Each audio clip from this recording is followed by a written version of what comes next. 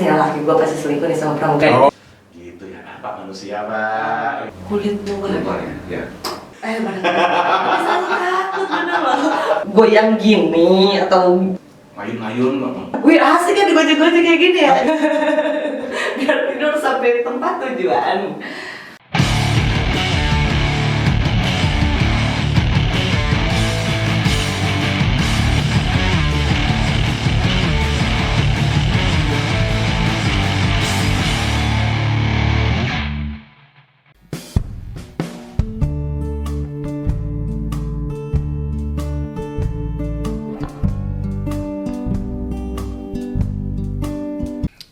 Hai sahabat Dirgantara, aku Deha Britamfara, aku seorang model yang takut naik pesawat. Aku lagi di podcastnya Pesawat Om Geri, wus wus, wow. Om Geri, apa kabar? Baik. Oke, sehat selalu ya, selalu fresh. Om Ger, mau tanya, mau tumaros Aku tuh masih penasaran dari kemarin penasaran gitu. Aku tuh mau menanyakan sesuatu tapi apa aku lupa ya. Ternyata ini yang mau aku tanyakan. Oke. Kenapa? Apa ini tuh? Ada Airbus, terus ada apa? Boeing ya. Boeing ya. Ini tuh apa? Ini pabrik pesawat. Merek pabrik pesawat. Ya. Kalau mobil kan ada kayak tuh tahun gitu. Nah, kalau di pesawat Airbus, Boeing. Ini tuh aksesorisnya gitu. Enggak. Gimana? Ini pabriknya. Oh, Nama pabriknya. nama pabriknya. Nama pabriknya. Tapi yang produksinya? Mereka juga. Oke. Nah, ini nih yang aku dari kemarin jadi gagal fokus. Ini tuh apa? Ini. Ya. Ini kepingan diambil dari pesawat yang sudah dirongsokkan.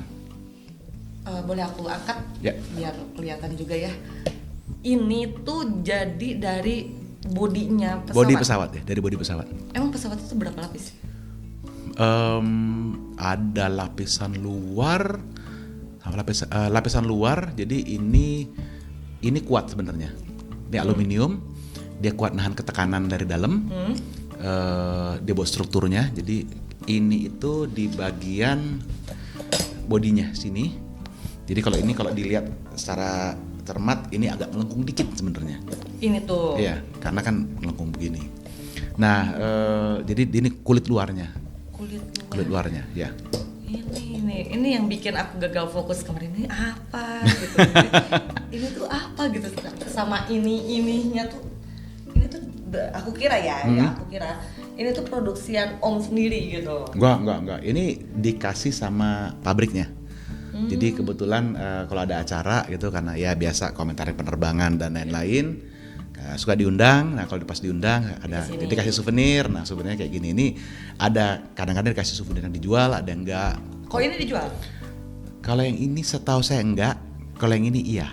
Oh kalau topi iya. Ini tapi yang dijual agak beda dikit.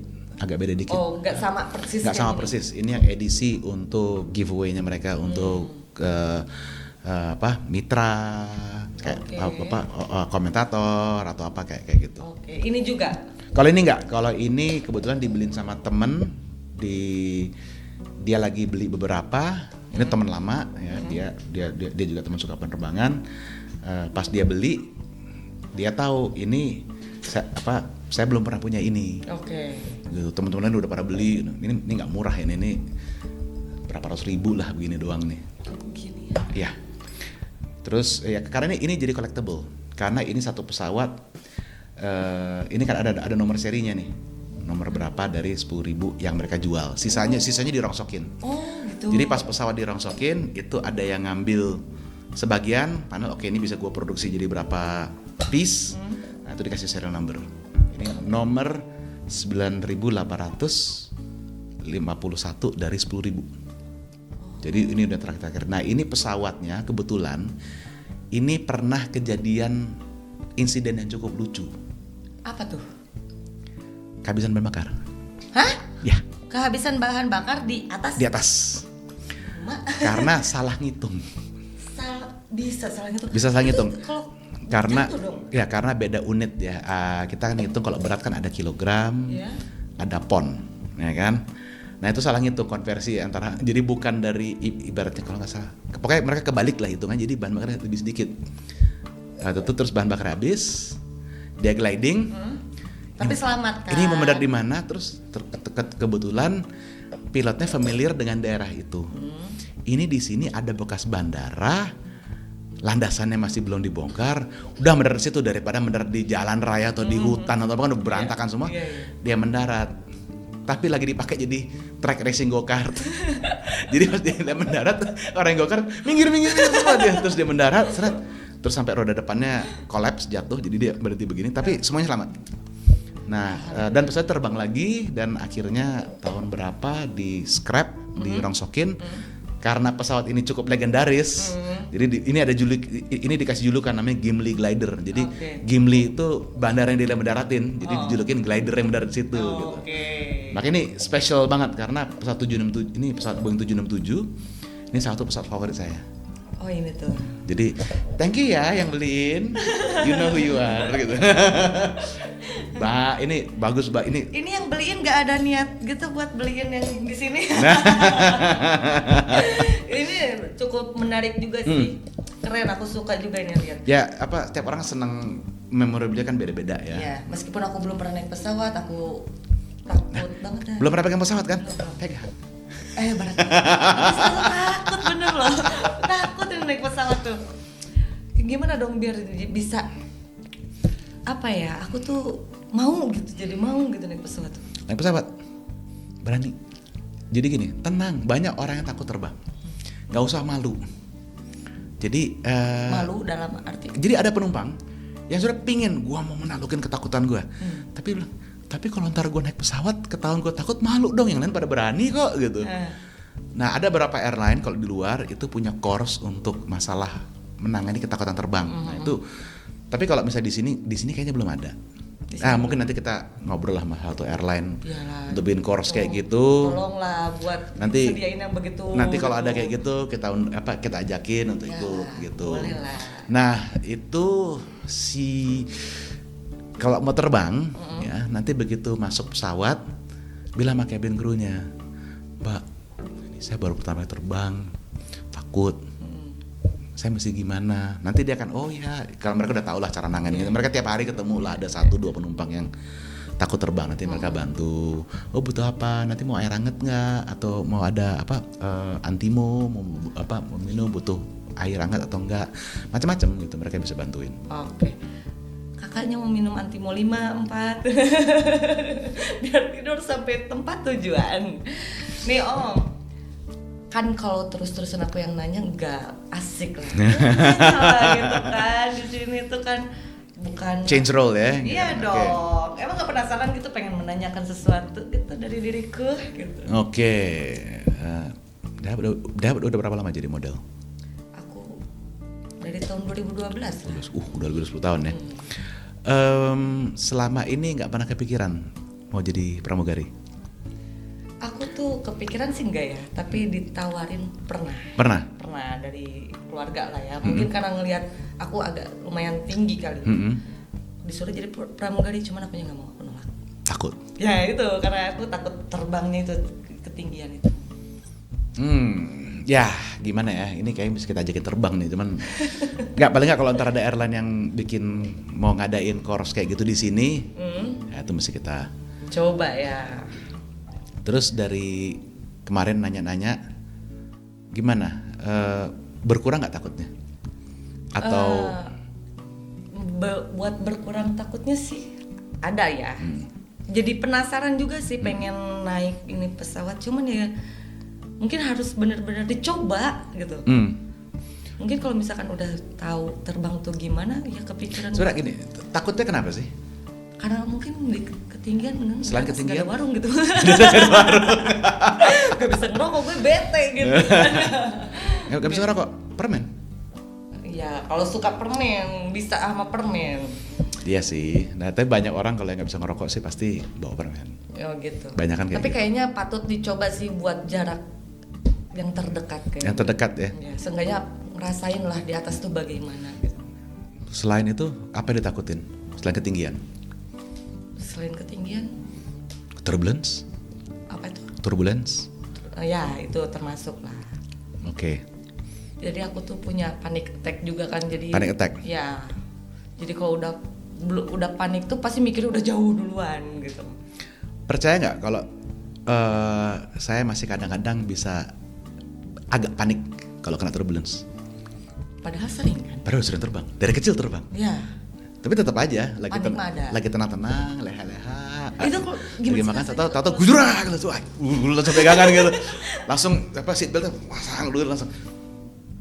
Ada juga ya rasa takut Ada kayak di gitu. situ ya. Dan juga sering juga ketemu ini pernah ada cerita lucu nih. Zaman saya masih SMP SMA, sekolah di luar jadi sering bolak-balik kan. Masih SMP waktu itu. Terbang ke London lewat Hong Kong. Di musim badai. Dan itu memang lagi ada badai, cuman pas mendekati Hong Kong turbulensi lumayan parah. Pakai pesawat gede, sayapnya sampai ngayun-ngayun gitu. Jadi ini lucu. Jadi pas lagi terbang gitu, terbang sendiri kan, masih kecil kan, bisa ada layanan buat yang nggak sama orang tuanya, dititipin ke maskapainya, ada ya kayak gitu ya. Ikut itu duduk sama 2 orang pekerja minyak bule dari Amerika. Mereka lagi mau pulang kampung. Mereka ngeliat saya kan, ini anak kecil ngapain sih terbang sendiri, sok jago lu gitu. Jadi sama perjalanan tuh diledekin aja gitu, rada bete gitu. Cuman enggak lah, gue seneng terbang gitu. Alah, kamu cuman nutupin ketakutan kamu gitu kan.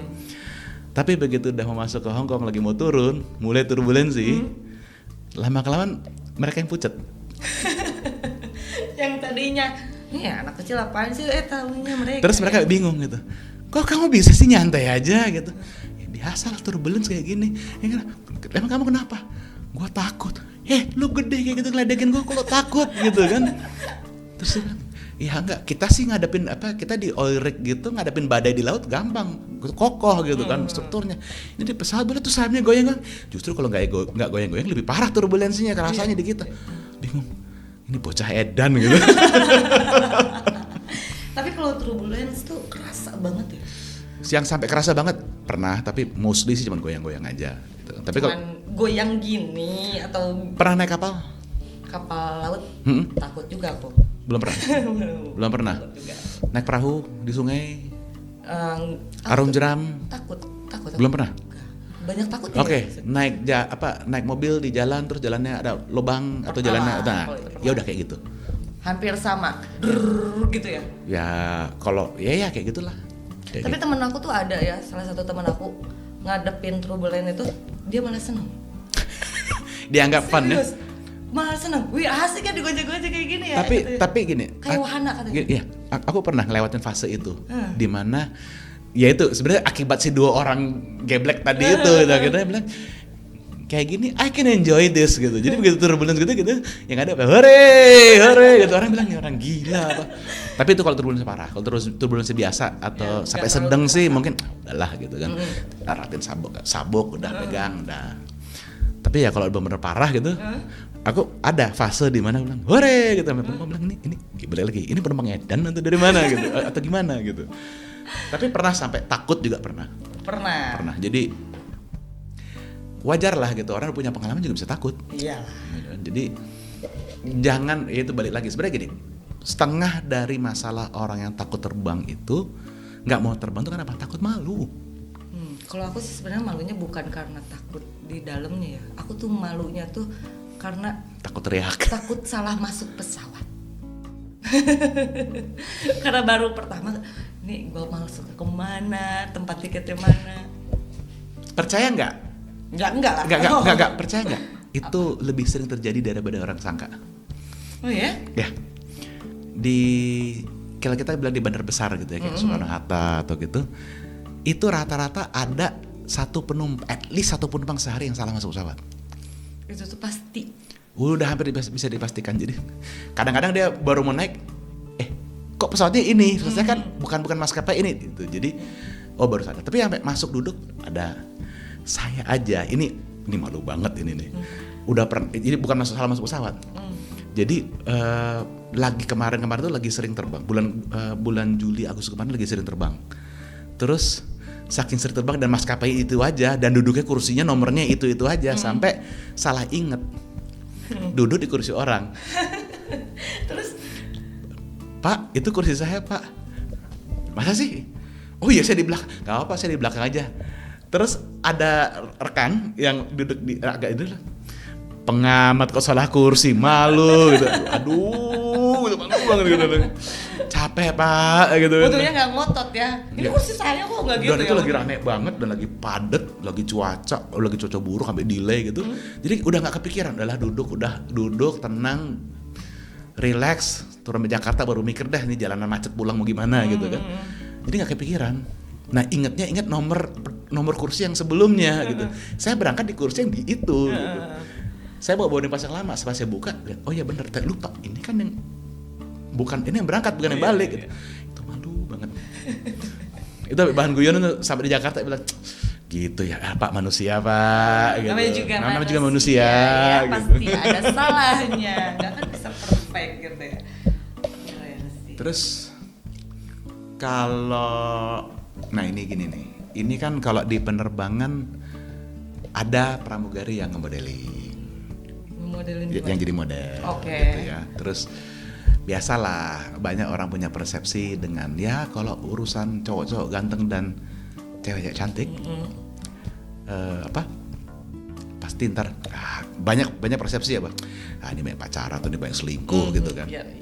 Pernah kepikiran nggak pacaran sama pilot? Kepikiran sih enggak, tapi aku tuh pernah sempet deket sama bukan pilot yang mungkin dia masih sekolah. Itu belum kemasuk pilot. Masih sekolah pilot ya dia? Iya masih sekolah, Oke. emang mau jadi pilot. Cuman enggak lama gitu. Jadi pas dia jadi pilot mah udah enggak sama aku gitu. Tapi gini loh, kan pilot tuh sering terbang kan? Berarti aku sering tinggal-tinggal. Bener kan? Bener. Aku tuh sebenarnya tadinya pengen punya suami atau pasangan pilot, tapi aku takutnya karena sering ditinggal gitu dia jarang ketemu aku, jadinya ya gitu deh. Tahu kan? Gitu dehnya apa dulu nih? Ya pasti nih laki gue pasti selingkuh nih sama pramugari. Oh, gitu oke. loh. Oke, sering ditinggal itu ada dua.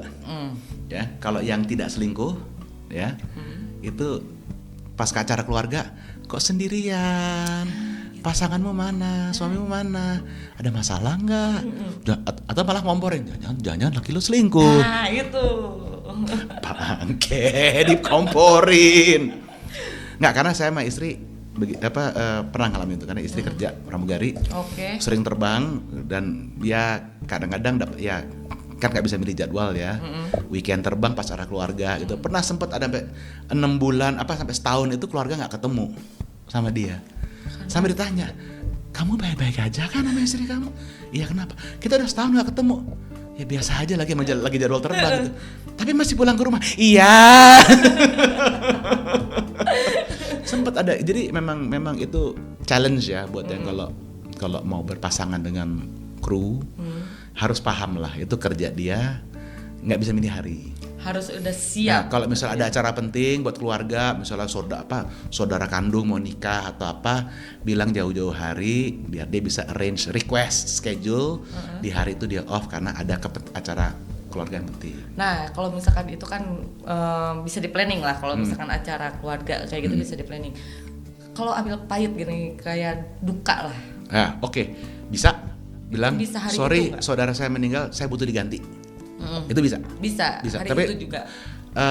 kalau lagi luar kota mungkin susah ya. Dalam arti kalau keluarga deket itu biasanya besok dikirim orang langsung gantiin dia, dia pulang nggak tugas. Tapi kalau keluarga jauh, ya udah kamu tugas besok pagi nyampe di Jakarta, kamu diganti. Itu bisa kayak gitu. Jadi kalau duka masih bisa lah ya. Masih bisa atau saudara kecelakaan atau gimana atau ada urusan yang penting banget dadakan misalnya atau datang surat panggilan polisi atau gitu, itu bisa lah kayak begitu. Dalam arti nggak strict banget, tapi kalau untuk ya kayak arisan keluarga atau apa, udahlah jangan itu udah kerja aja dah, nggak apa-apa. Jangan foya-foya dulu ya. Jangan foya-foya dulu. Buang dulu. Tapi ini balik ke yang tadi masalah yang dituduh-tuduh, duga-duga. Ya. Emang dikiranya kayak gimana sih? sama orang, sama kalangan publik gitu tuh dikira kayak gimana sih? Kalau kru gitu, misal kan sering gitu kru nginep di mana gitu kan, itu kepikiran nggak gitu? Ya gimana ya, kalau kita kan pasti yang biasa jarang pulang ya pasti ya gitu, kayak gitu. Pilot dengan pramugari itu pasti ada main aja gitu. Persepsinya seperti itu ya? Kalau aku pribadi ya, tapi orang-orang di sana nggak tahu. Ada sih, cuman nggak separah yang dikira orang. Ya. Nggak semuanya kayak gitu, nggak. Ya adalah gitu ya, sama aja kayak orang kerja di kantor gitu kan. Ada yang suka sama suka, nah bandel sendiri. Itu udah biasa ya kayak gitu. Ya. Tapi kan bukan berarti semuanya kayak gitu. Ya. Nah, itu pasti ada. Jadi mungkin karena persepsinya, wah kru terbang, wah gitu, jadi bahan gosip. Paling males tuh kayak gitu tuh. Paling males tuh kayak gitu. Yang paling kasihan tuh kru misalnya gitu dituduh dikira kayak gitu, terus tahu-tahu misalnya kan pernah tuh ada kasus pilot narkoba. Ya kan? Pilotnya narkoba, cabin krunya enggak, tapi karena lepas deket kepergok lagi nginep pas lagi ngeron bareng, terus sampai ID cardnya dipaparin jadi barang bukti. Kasihan banget kan privasinya dia kan. Iya. Itu kasihan loh kayak gitu dalam arti. Terus kenapa sih kayak gitu? Ya karena pramugari itu publik pengontak. Wah, ini media yang gembar-gemboran nih nyari apa sih? Nyari berita atau nyari cuan dong. Gosip gitu kan. Ya, makanya bingung itu kadang-kadang kasihan sama teman-teman yang kru ya kayak gitu ya. Kalau mereka kena masalah gitu, kadang-kadang publik itu di sosmed langsung wah gini langsung kompor gitu. Padahal sebenarnya ya kayak gitu nih di kerjaan lain juga banyak gitu, ada kasus gitu. Kok jadi gua curcol ini. Ya nggak apa-apa lah ya kan, kita lagi ngobrol-ngobrol santai. Aku juga mau nanya nih, katanya juga kalau misalkan ada satu pramugari kan kontrakan itu sih ya, belum beres kontrak dia mau berhenti pasti ada kita tuh harus masuk peluang baru dia bisa lepas. Benarkah? Tergantung maskapai. Tergantung maskapai. Itu pilot dan cabin crew sama, karena pas masuk mereka di training. Di training itu kan keluar biaya dari si perusahaannya. Nah itu bayar baliknya pakai ikatan kerja. Jadi kalau kamu mau keluar nggak pakai bayar apa-apa, artinya kamu harus kerja berapa tahun di sini. Habis itu kamu mau keluar bebas. Tapi kalau belum, kamu masih ada utang ikatan kerja. Ya, kita keluarin uang. Balik investasi kita kan harus balik karena trainingin kru tuh nggak murah. Ya, jadi kayak gitu. Cuman ada juga ya yang maskapai yang kalau misalnya belum selesai ikatan kerjanya, itu bisa dilihat sisanya berapa. Jadi nggak langsung full amount gitu. Itu bisa, ada yang kayak gitu.